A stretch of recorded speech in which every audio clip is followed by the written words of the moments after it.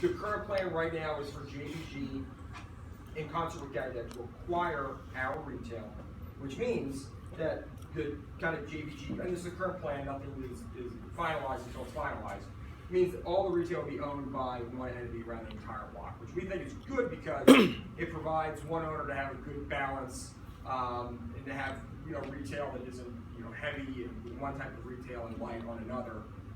It allows them to diversity, continuity, appropriately diversify management. The range of the uses of retail. That's the current plan. So the entrance from the alley and the parking is only on Moore Street. One entrance, that's the T-shape I see there. Yes, the interim condition right now for our site would be entrance 1 into the parking garage and entrance 2 into the service alley. So there's entrance on 6th Street and Moore Street. 6th and Moore, yes. Okay. There's a vehicular entrance only on 6th, and then a service only entrance on Morse. Okay. This will not be encouraged for vehicular use. And your building is only the colored shaded area. The other part is the parking lot that's sitting there now. Exactly. Okay. Exactly. Any commissioners have not spoken yet? Any questions from the public? Yeah, on that, already there are issues of cars turning into the Union Market parking lot. What are you gonna do to ease turn lanes between going into your building and people going into the market? You mean somebody who's trying to take a left? People fly down So- 6th Street at extremely high rates of speed all the time. It's dangerous for pedestrians. So, basically the idea of traffic calming measures down here. As far as what we could provide, I mean, we could certainly, as part of the kind of public space DDOT process, go through an exercise that talks about traffic calming. As far as the long-term plan of 6th Street, like I mentioned earlier, all of this streetscape kind of guidelines are being finalized as we speak. And I don't want to speak out of turn, but I do think that there will be a narrowing of 6th Street, which of course would have a traffic calming, but again, I don't want to speak out of my turn, but for the most part, what you're going to see on all these streets, because the vehicular right-of-ways are so big, you're going to see it go from a 5 to 8 foot sidewalk to a 20-foot sidewalk with tree pits, nice streetscape to walk on, street lights, and a narrowing of the vehicular right-of-way. Because right now, you're absolutely right. Everywhere in the market it's pretty unsafe from a pedestrian standpoint. It's clearly dominated by the historic trucking use of the area. Any other questions from the public? It does sound like a very great project, but you mentioned the Blue Tavern is going to be moved. Is it going to be somewhere in this facility you do move it? Yes. Where? I obviously we haven't finalized a location, but the guidance that we've received is that it needs to stay within the Union Market neighborhood. So it's not going to jump New York Avenue or jump Florida Avenue. It's going to stay in the confines here. And again, this is the current location. And the community intends on ensuring that it stays within the Union Market. It's something that we've been quite vocal about as Mr. Hartford shared. So we're vested that it stays, and when we support their project, we're going to include that in our support letter. Any other questions or discussion from the public? Any other questions or discussion from commissioners? Commissioner Humphrey? Yes, first of all, thank you for your project. Mr. Sood, thank you for all the work that you and your team have done. My concerns are pretty much a process issue. I think it's wonderful when developers come before the commission and, they lay out a plan, that's ambitious, it looks good, but in order for us, at least I feel as a public servant, to do your due diligence, we need that plan in front of us so that as the project proceeds and you make little technical changes, we can actually have a document to reference. We don't have that. I don't have that. I'm happy that you made a full presentation, presumably with the plans to Commissioner Lewis and her constituents, because certainly their voices are primary in that issue. but as excited as I am about the project, I'm not gonna be able to vote in favor because I have nothing but your boards and assurances. And again, having served on the Historic Preservation Review Board, I know that changes will be made. And I'd like to be able to see and reference and hold you accountable to actualize a plan that we actually voted for.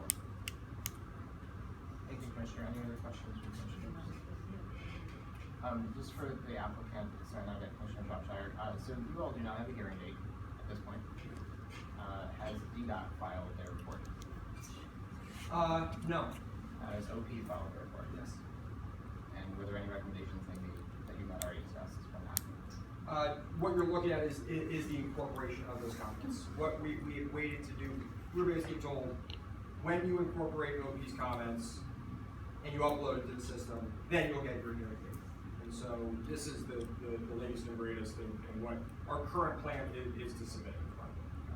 I think just like as a point of reference, it is unusual for, and this is no slight against any commissioner, but it is unusual. I think this is the first time that we would be voting on a first stage PUD without every agency's reports. I could be wrong about that, but that's my memories from the last 2 years. We've always had the DDOT report and the OP report available, so that we could also offer our guidance based upon that. Okay. Commissioner Shropshire, would you have questions? So the only thing that I think they're in line with what Commissioner Roberts and Commissioner Henderson said is being able to see it in writing and be able to make a better assessment so that we see the full picture. I mean, I really think it's a great project, it's a massive project, but we'd like to see the fine details. Any further questions or discussion? Yes, ma'am, who wants to? In all these presentations, I mean, it's exciting to see the development that's taking place and the allocations that are for retail space. But what we have is a dying culture in our wards, in Ward 5, and that is the independent physician.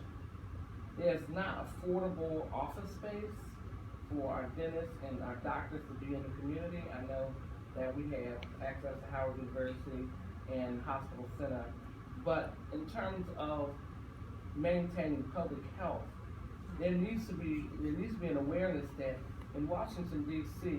that HMOs are taking over. They're pushing the small physician out of place. Because I'm not only former clinical faculty at Howard, I'm visiting nursing here. I used to walk these projects. And so in order for us to really be able to strategize to combat the fact that so many of our women are dying in this area because of breast cancer, it's not accessible to the doctors that are still in the front line for early intervention. They have to spend so much in medical malpractice, that they can't afford these outrageous $5,000, $4,000 a month to have an office to be able to practice out of. And so there needs to be some kind of sensitivity and consideration. How can we subsidize or allocate for wellness clinics to be in these fabulous buildings? And so that's just my comment. I'd just like to bring that up for consideration. An important consideration. Yes. Thank you very much. That is a consideration that needs to be a part of this dialogue. Thank Yes. you. I do agree with those comments that they're needed.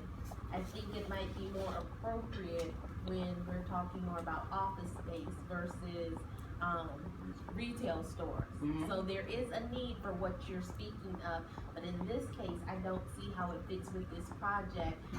What is most important to my community for this project is the affordable housing and retail that serves the community, not destination retail.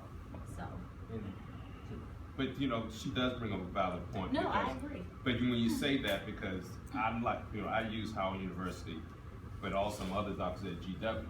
So I can walk to Howard, but I can walk to GW. But it would be nice to see, just like you said, because then and my mother, who's a senior, her doctor's in Chevy Chase. So I'm driving from Northeast to Chevy Chase to take her to the doctor. So, I never thought about that, but when I was growing up, all apartment buildings had a doctor's office in it. Yes, we did. Retail, the one on Rhode Island Avenue and Brentwood Road. That's you see an old doctor's shingle there. hanging out. So that would be having some medical office space as opposed to retail in these offices, because everybody doesn't want to use the HMO.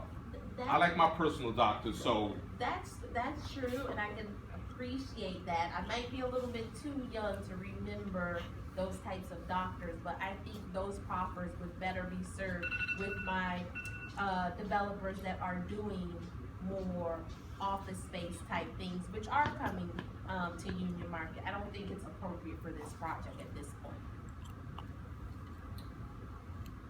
So if there's no further discussion from commissioners, Commissioner Lewis, this is your. I don't feel as if the commission is in support of going further with a vote.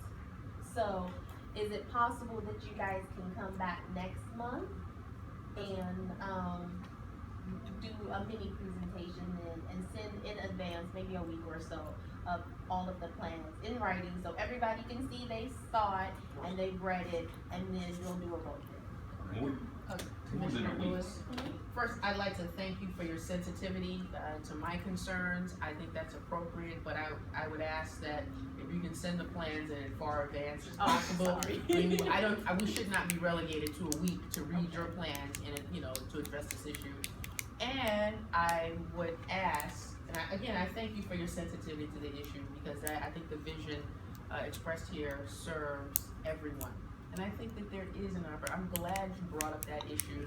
It is not a consideration that I have actually really addressed with any depth before, and that's something that we should think about. You can look, there are retail health facilities throughout the city. If you go to Columbia Road, that's my old neighborhood, Columbia Road is very dense with a vibrant restaurant and life, but you know, there's a dentistry office over there, you know, that you can easily access. So we need to look at how we can, you know, get the full, you know, get the full benefit of the direction that we're going in with a new and vibrant, you know, retail process that's absolutely exploding in Union Market. And while Commissioner Lewis, you have the pleasure, the honor of serving, you know, in that community, it actually benefits all of us, and it's been an actual pleasure to go over there. And I can tell you, before all this development and the excitement, I didn't go over there because of the large Norwegian rats that had taken over. So this is an opportunity. Thank you, Commissioner Anderson. So are you tabling this?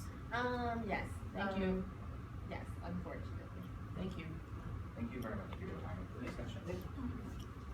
Next up, we're going to move to item number 14.